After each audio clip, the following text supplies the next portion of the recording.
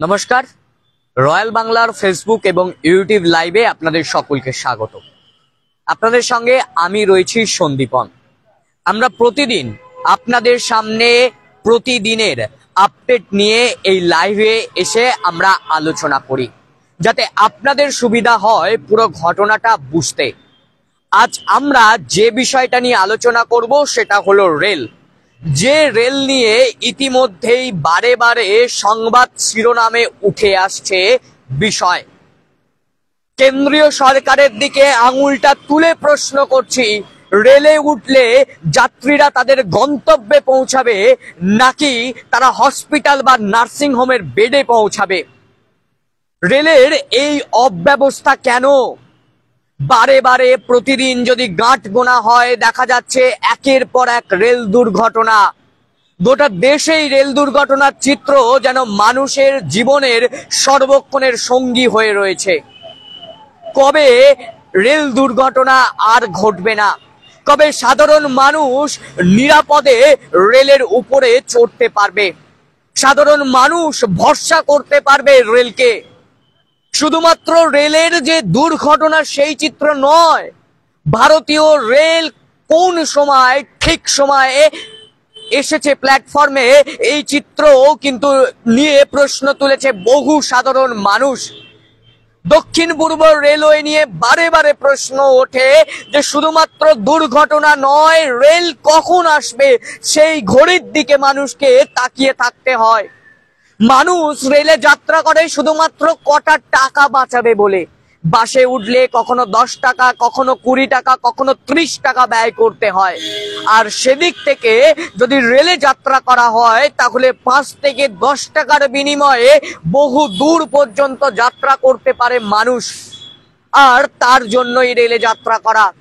কিন্তু এখন যে পরিস্থিতি বর্তমানে তৈরি হয়েছে এই গোটা দেশে, রেলের অবস্থা যেটা তৈরি হয়েছে, মানুষ ভাবছে যে হয়তো 10 টাকায় রেল যাত্রা করতে পারবো কম পয়সায়, তবে রেল যাত্রা করার সময় নিজের জীবনের ঝুঁকিটাকে রাখতে হচ্ছে, নিজের জীবনের বাজি রাখতে হচ্ছে সেই রেলে চড়ার সময়।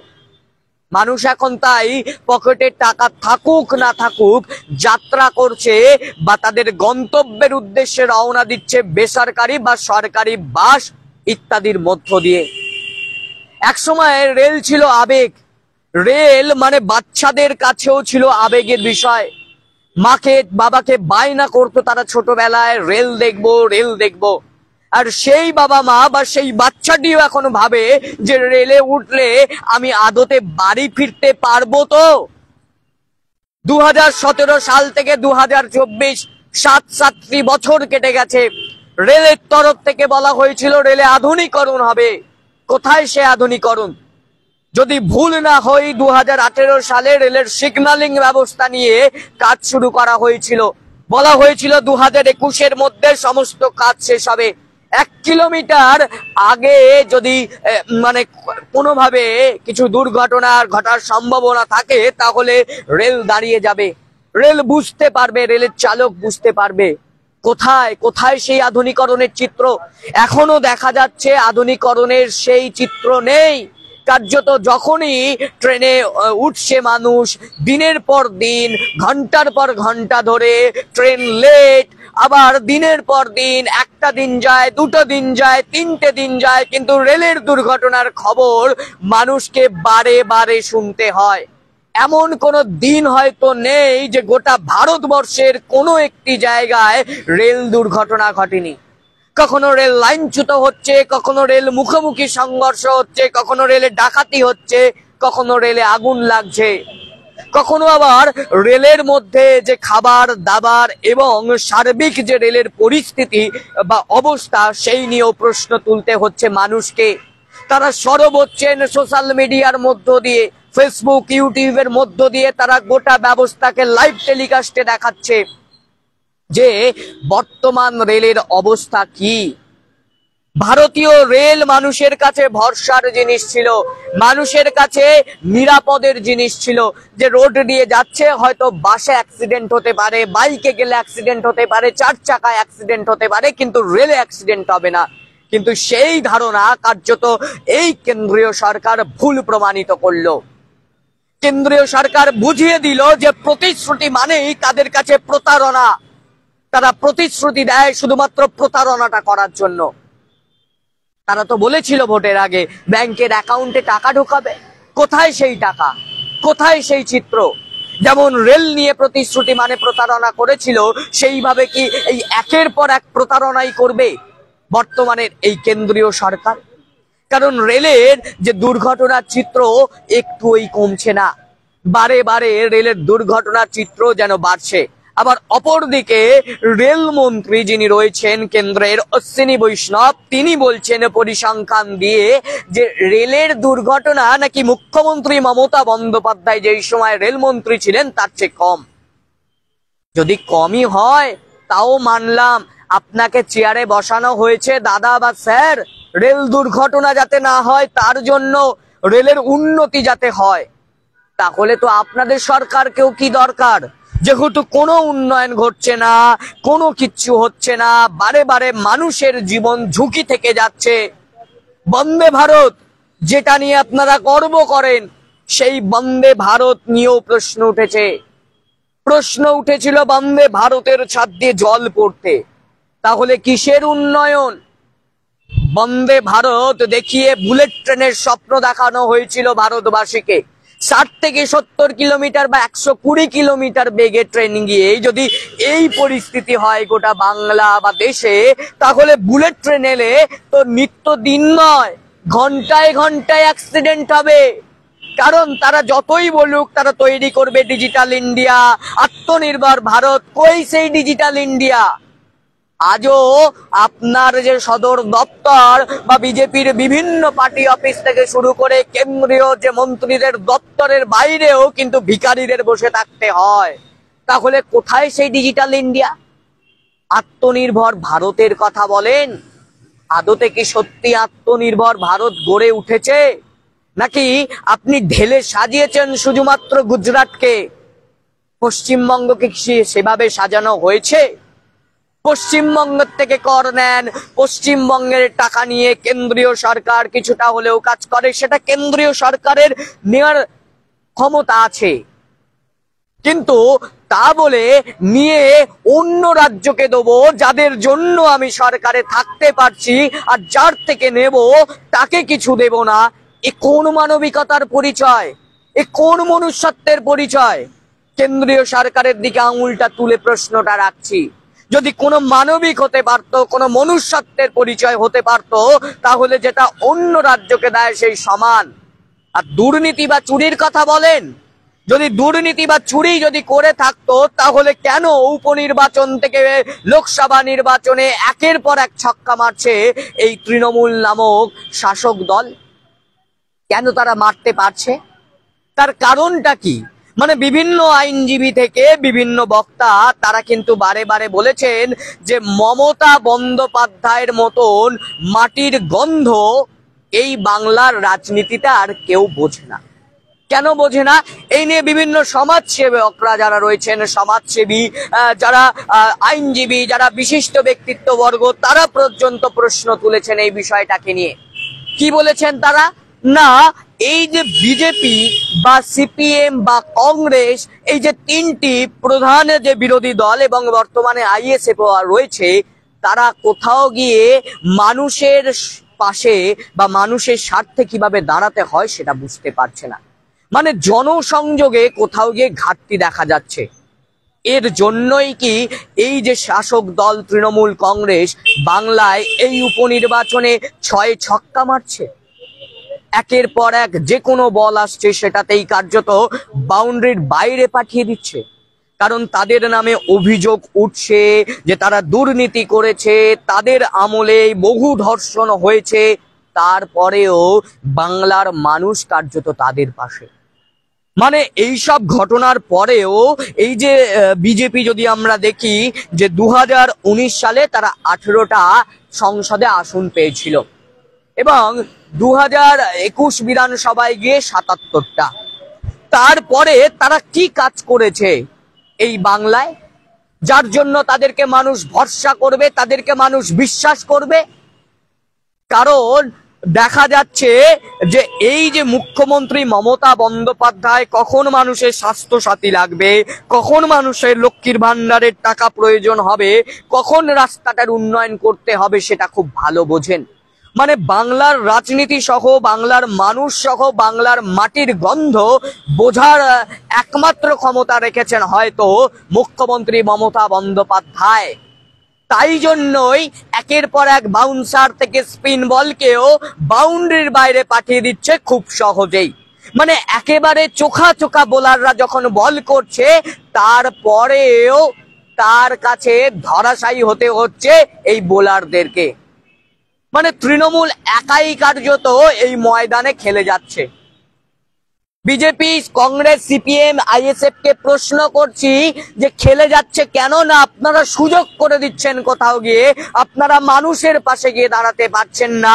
মানুষের কোনটা উপকার, কখন মানুষের সাথে গিয়ে দাঁড়াতে হবে, পাশে গিয়ে দাঁড়াতে হবে সেটা বুঝতে পারছেন না। সেই সময়টাকে আপনারা ঠিকভাবে লক্ষ্য করতে পারছেন না, তার জন্যই আপনাদের হয়তো এই হাল। আর বাংলার যে বিভিন্ন সামাজিক প্রকল্পগুলি আছে সেগুলোকে বলে যে ভিক্ষা দেওয়া। বিভিন্ন রাজনৈতিক দলগুলি বলে যে ভিক্ষা দিচ্ছে নাকি এই রাজ্যের সরকার। তা বলি দাদা বা দিদি, মহারাষ্ট্রে যে যোজনাগুলো দেন, বাইরের রাজ্যগুলোতে যে যোজনাগুলো চলে সেগুলো কি ভিক্ষা নয়? তবে সরকার আসবে, সরকার প্রকল্প তৈরি করবে মানুষের জন্য, সেটাকে কেন ভিক্ষা বলবো?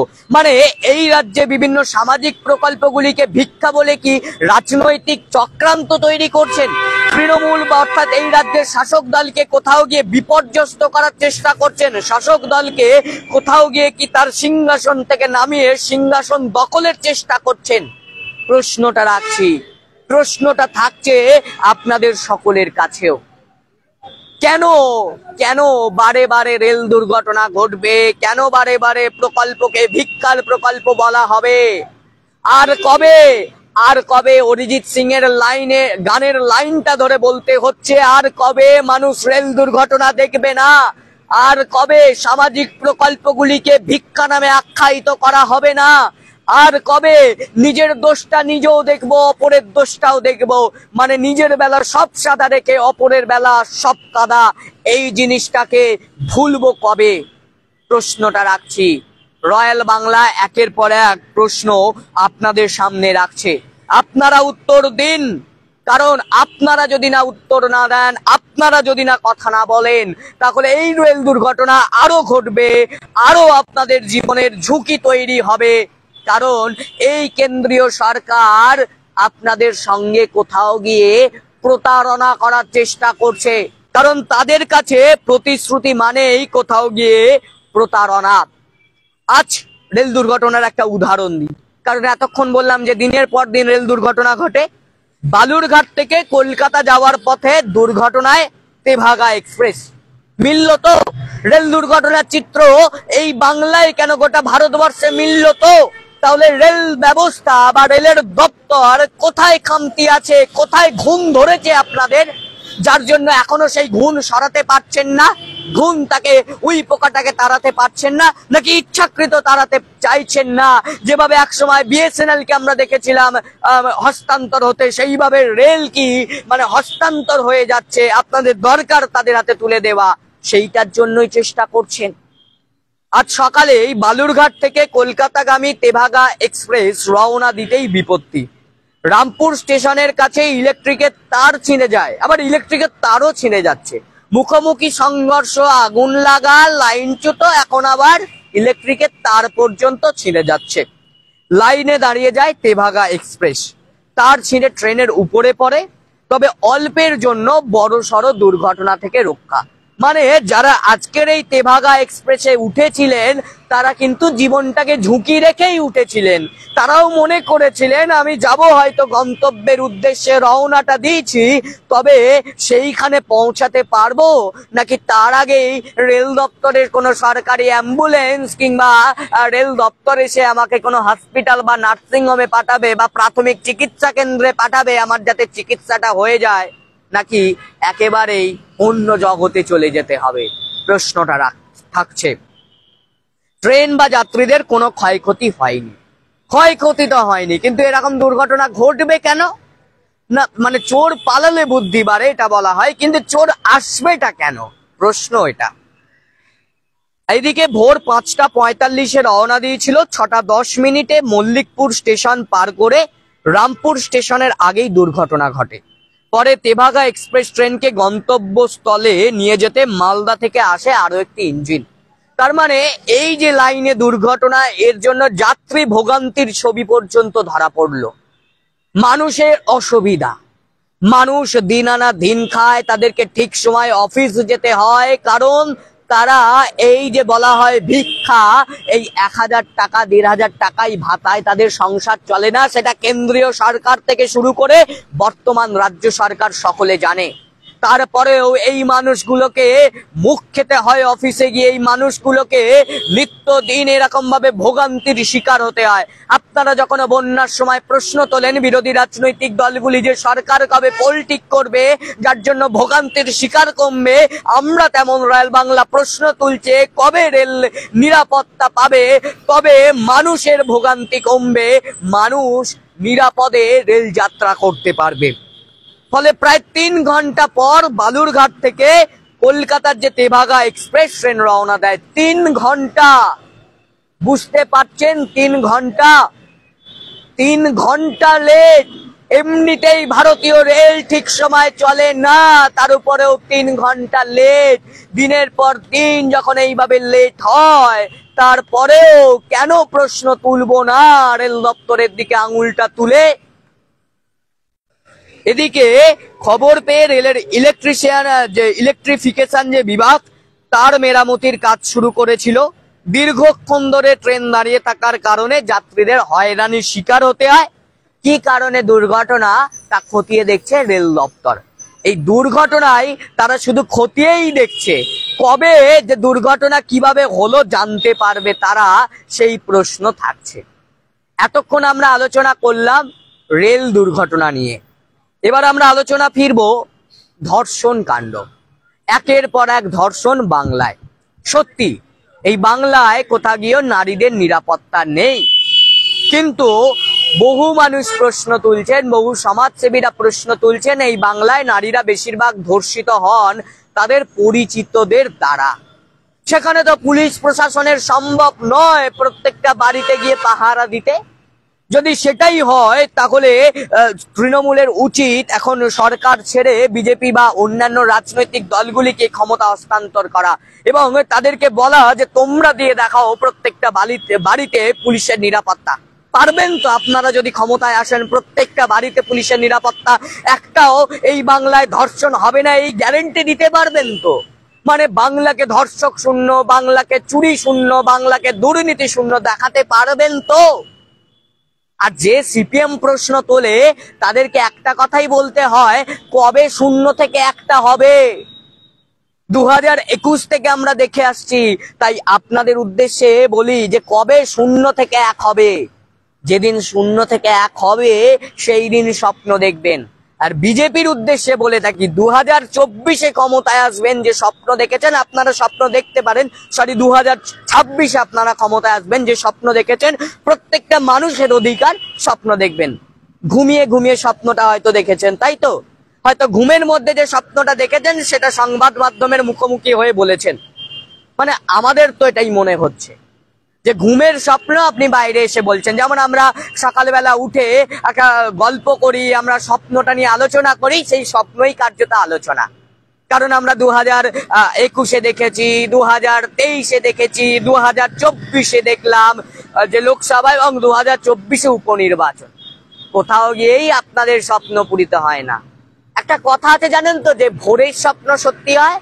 এবার থেকে চেষ্টা করবেন ভোরবেলা স্বপ্নটা দেখার, তবে যদি 2026-এ গিয়ে ক্ষমতায় আসতে পারেন। ওই রাত্রে শোয়ার সময় বা কোনো ওই মিটিং করে, আপনাদের পার্টি অফিসগুলিতে রাস্তার ধারে মিটিং করে ওই স্বপ্ন আর দেখবেন না। তাহলে জেনে রাখবেন 2026-এও আপনারা কার্যত হারবেন, আর 2026-এও আবারও আপনাদের ওই স্পিন বল, বাউন্সার বল যাই ডালুন না কেন, ব্যাট মেরে কিন্তু উড়িয়ে দেবে রাজ্যের শাসক দল তৃণমূল কংগ্রেস। তাই ভোরে স্বপ্নটা দেখুন যদি সত্যি হয়, আর ঈশ্বরকে ডাকুন যদি আপনারা ক্ষমতায় আসুন। কারণ আপনারা বলেন জনগণ পাশে আছে। আরে বাবা, 2021 থেকে আপনারা এই কথাটা শুনতে শুনতে এখনো মাথা খারাপ হয়ে যাচ্ছে, জনগণ পাশে আছে। তাহলে 3টে বছর কেটে গেল, নতুন বছর 2025 আসতে চলেছে, তারপরেও আপনাদের পাশে জনগণ নেই। কার্যত ভোটের বাক্সে আপনারা কিছু পাচ্ছেন না। ভোটে যদি রিগিং হয়, ভোটে যদি ছাপ্পাই হয়, তাহলে 34 বছর পর বাম শাসনকে সরালো কি করে একটা আঞ্চলিক দল তৃণমূল কংগ্রেস? আপনারা তো বিজেপিরা তো কেন্দ্রীয় দল বলে, আপনারা নিজেরা বলেন আমরা একদম গোটা ভারতবর্ষের দল, গোটা পৃথিবীর 1 নম্বর দল। কংগ্রেস বলেন আমরা গোটা ভারতবর্ষের দল। হ্যাঁ, আপনারা ভারতবর্ষের দল। সিপিএম বলে আমাদের অস্তিত্ব বাইরের রাজ্যে আছে। তৃণমূল তো বাইরের রাজ্যে নেই, তারপরেও কি করে একের পর এক বছরের পর বছর তারা ক্ষমতায় আসতে, মানে আঞ্চলিক দলে কি আপনাদের হারিয়ে দিচ্ছে? আঞ্চলিক দলের এতটাই ক্ষমতা বেশি? আপনাদের ক্ষমতা নেই, আপনাদের সেন্ট্রাল বাহিনী থাকে, তাতেও তো আপনারা কিছুই করতে পারেন না। তাহলে তো সিপিআইএম এর অভিযোগ তুলতে পারতো 2011 সালে যে এই ভোটে ছাপ্পা রিগিং হয়েছে, তারা হয়তো অভিযোগ তুলেছিল, কিন্তু তারপরেও তো জনগণ মানুষের পাশে এসেছিল। হয়তো একদিন তৃণমূলও সরবে, কারণ এই বাংলায় বা গোটা পৃথিবীতে যার সৃষ্টি আছে তার ধ্বংস অনিবার্য। তবে ধ্বংসটা হতে অনেক সময় লাগে। আপনাদের পতনটা বাস্তিল দুর্গের মতন হয়ে গেছে, তাসের ঘর সাজানো ছিল, আর এই বাংলায় বিজেপি তাসের ঘরের মতো ভেঙে একদম পড়ে গেছে। নিজেদের মধ্যেই দ্বন্দ্ব, তৃণমূলের দ্বন্দ্ব আপনারা যখন সামনে রেখে মঞ্চে বক্তব্য রাখবেন, একবার বলে দেবেন আমাদের মধ্যেও দ্বন্দ্ব হয়, আমাদের মধ্যেও দল বদলু নেতা আছে। শুধুমাত্র ওদের দলে দল বদলু নেতা তা নয়, আপনাদের দলের যিনি মুখ্য ভূমিকায় বর্তমানে দেখা যায় বিরোধী দলনেতা হিসেবে, তিনি দল বদলু নেতা। তিনি একসময় তৃণমূলের মন্ত্রী ছিলেন, তিনি আজ এখানে, তার গায়ে কিন্তু তৃণমূলের স্ট্যাম্প রয়েছে। তিনি হয়তো এখন আদর্শ নীতি বদলে এখন বিজেপি, মানে এখন পুরো আমি অন্য, তখন যা করেছি করেছি, এখন আমি কিছু করি নাই, তাই বাবা আমি সাধু, আমি গঙ্গা জলে শুদ্ধ হয়ে গেছি, পবিত্র জল। আমরা যখন হজ করি, হজের জল পবিত্র, মানে আমি হজের জল খেয়ে নিয়েছি, আমি পুরো পবিত্র হয়ে গেছি। তাই হচ্ছে নাকি? তার জন্যই এই যে বাংলার মানুষের আজ কি, যে নাবালিকাকে ধর্ষণ করে খুনের অভিযোগ প্রতিবেশী এক ব্যক্তির বিরুদ্ধে। কি বললাম? যে বেশিরভাগ ধর্ষণ এই বাংলায় হয় পরিচিত ব্যক্তিদের দ্বারা। মিলল তো কথা? রয়্যাল বাংলা কখনো উল্টো পাল্টা কথা বলে না, কখনো মিনমিন ভাবে কথা বলে না। যেটা বলে সেটা প্রমাণ দিয়ে দেখায়, সেটা সত্যতা থাকলে তবেই কথা বলে। ওই রকম ভাবে আমি মিথ্যে স্বপ্ন রয়্যাল বাংলা বা আমি কাউকে দেখাই না। প্রতিবেশীর দ্বারা ধর্ষিত হয়েছে, এটাই অভিযোগ উঠছে। ঘটনায় উত্তেজনা ছড়িয়েছে হুগলির গুড়াতে। অভিযুক্ত ব্যক্তিকে গ্রেপ্তার করেছে গুড়াপ থানা। গুড়াপ থানা গ্রেপ্তার করেছে, কিন্তু উত্তরপ্রদেশের মতন জায়গায় দেখা যায় কি না, যখন বেরোয় কোর্ট থেকে বা থানা থেকে, তাদেরকে জ্বালিয়ে দেওয়া হয়, মারধর করা হয়। প্রশাসন কোথায় আপনাদের? এখানে প্রশাসন রয়েছে, আইন হাতে তুলে নেওয়া যাবে না। হ্যাঁ, আমাদের মনে হয় আমাদেরকে যখন কেউ ইট ছোড়ে, আমাদের মনে হয় তাকে পাটকেল ছুরি, তবে সেটা আইনে লেখা নেই। আইন কখনো নিজের হাতে তুলে নেওয়া যাবে না, কিন্তু উত্তরপ্রদেশে দেখা যায়, বাংলায় সেই চিত্র দেখা যায় না। হুগলি জেলা গ্রামীণ পুলিশ সূত্রে জানা গেছে, মৃত নাবালিকা পিতার অভিযোগের ভিত্তিতে ধর্ষণ ও খুনের মামলা রুজু করা হয়েছে, আর আজ অভিযুক্তকে চুঁচুড়া আদালতে পাঠানো হয়েছে। পুলিশ ও স্থানীয় সূত্রে জানা গেছে যে রবিবার সন্ধ্যায় হঠাৎই নিখোঁজ হয়ে যায় নাবালিকা। পরিবারের লোকজন খোঁজাখুঁজি শুরু করে। এরপর নাবালিকা বাড়ি থেকে কিছুটা দূরে এক প্রতিবেশীর বাড়ি থেকে রক্তাক্ত অচৈতন্য অবস্থায় পড়ে থাকতে দেখেন বাড়ির লোকজন। তাহলে মিলল যে প্রতিবেশীদের দ্বারা, পরিচিতদের দ্বারাই হয়।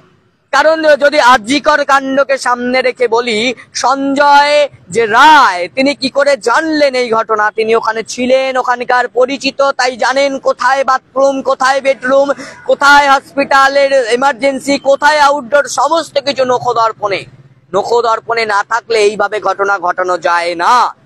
ঘটনায় নাবালিকাকে উদ্ধার করে ধনিয়াখালী গ্রামীণ হাসপাতালে নিয়ে গেলে মৃত বলে ঘোষণা হয়। পরিবারের অভিযোগের ভিত্তিতে প্রতিবেশী এক ব্যক্তিকে গ্রেপ্তার করেছে পুলিশ। আজ চুঁচুড়ায় নাবালিকার ময়না তদন্ত হয়েছে এবং অভিযুক্তকে রিমান্ডে চেয়ে আদালতে পেশ করা হবে বলেই আমাদের কাছে সূত্র মারফত খবর ছিল।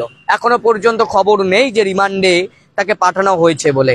তবে এলাকায় তখন যে ঘটনা ঘটেছিল তারপর থেকে পুলিশ মোতায়েন ছিল, অর্থাৎ প্রশাসন কোথাও গিয়ে সজাগ হচ্ছে। কিন্তু যে ধর্ষণ নিয়ে এত কথা হয়, সেই ধর্ষণ আদতে একটি সামাজিক ব্যাধি।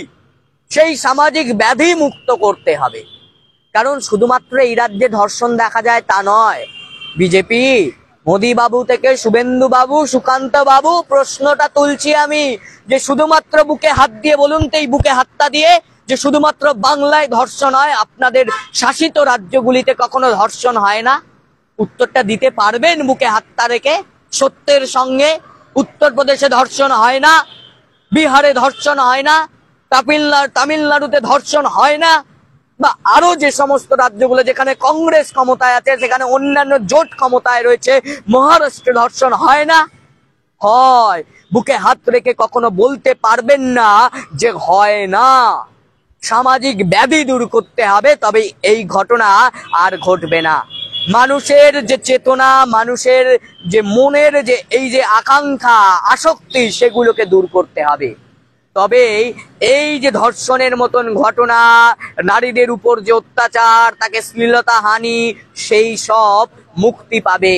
সেই ঘটনার চিত্র আর শুধুমাত্র বাংলায় নয়, গোটা দেশে ধরা পড়বে না।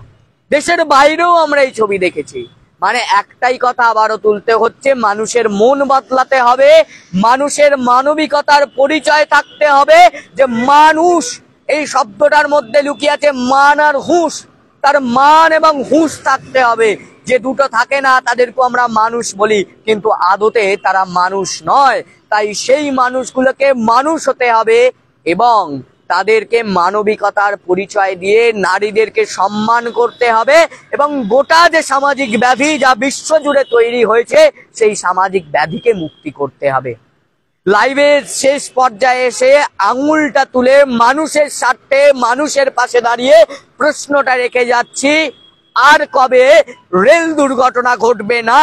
বুকে হাত দিয়ে উত্তরটা দিন এই যে কেন্দ্রীয় সরকার, এবং বলুন যে শুধুমাত্র রাজনৈতিক দলগুলির বিরুদ্ধে চক্রান্ত না করে মানুষের পাশে গিয়ে দাঁড়াবো। প্রতিশ্রুতি মানে প্রতারণা নয়, এটা প্রমাণ করব। ক্যামেরায় রাকিবুলের সঙ্গে সন্দীপন চক্রবর্তী, রয়্যাল বাংলা।